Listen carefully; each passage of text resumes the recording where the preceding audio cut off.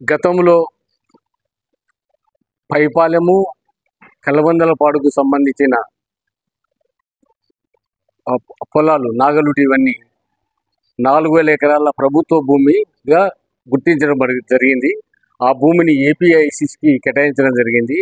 అక్కడ ఏపీఐసిసిలో కేటాయించిన భూమిని స్థానిక నందికొట్కూరు ప్రజలకు కానీ, నందికొట్కూరు మహిళా శక్తి గ్రూపులకు కానీ, నందికొట్కూరులో ఉన్న నిరుద్యోగ యువత కోసం కానీ మేము ఆ స్థలాన్ని తీసిపెట్టడం జరిగింది.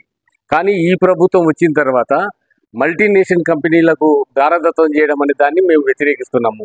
మా ప్రధాన డిమాండ్ ఏంటంటే, ఇప్పుడు భారత్ సింధూర్ పారిశ్రామిక వాడగా గుర్తించి ఆ 4000 ఎకరాలను మా నందికొట్కూరు నియోజకవర్గ రైతులకు, మహిళా గ్రూపులకు, యువతకు కేటాయించవలసిందిగా ప్రభుత్వాన్ని డిమాండ్ చేస్తున్నాం. కలబందలపాడు చెరువు ఏదైతే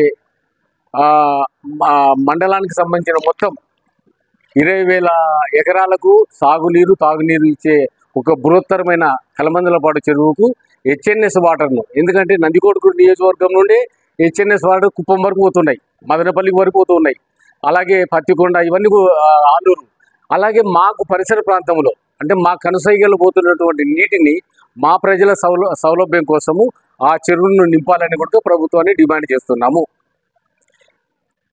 400 ఎకరాలు ఏపీఐసిసికి కేటాయించినటువంటి పొలాన్ని, 4000 ఎకరాల పొలాన్ని, 4000 ఎకరాలు ఏపీఐసిసికి కేటాయించిన పొలాన్ని భారత్ సింధూర్ పారిశ్రామిక వాడగా ఏదైతే ప్రభుత్వము పారిశ్రామిక గుర్తిస్తుందో ఈ నియోజకవర్గ ప్రజల కోసము మాకు, ఎందుకంటే కార్గో సమీప ప్రాంతం ఉంది, కార్గో పారిశ్రామిక వాడగా చేస్తే కార్గో సమీప ప్రాంతం కేవలం 6 కిలోమీటర్లు, అలాగే నేషనల్ హైవేస్ 2 నేషనల్ హైవేస్ మాకు అనుసంధానంగా ఉన్నాయి.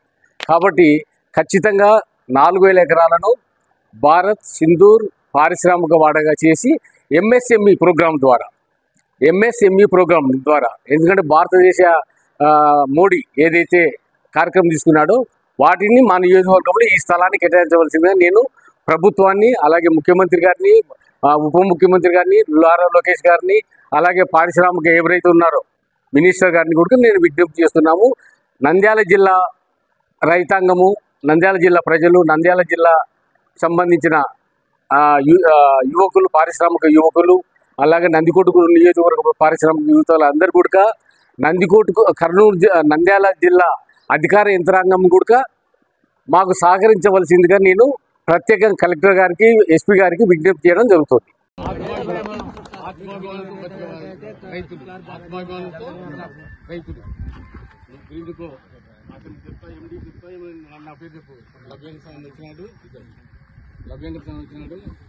అందరిలాగా తుత్తు అడిగిన, అందరిలాగా తుత్తు కాదు, ఏదో పక్షాన్ని కాబట్టి నాకు చెప్తే